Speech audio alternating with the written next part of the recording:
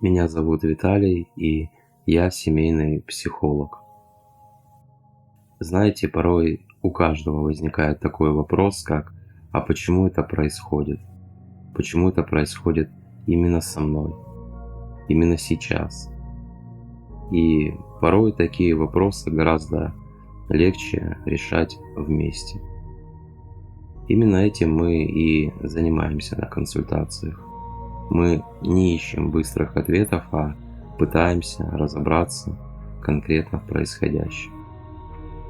В своей работе я не ищу универсальных каких-либо инструментов, не даю универсальных советов, а мне гораздо важнее разобраться конкретно в вашей ситуации, в вашей жизни, в вашей истории. Поэтому, если вы чувствуете, что время разобраться в происходящем настало, буду рад помочь.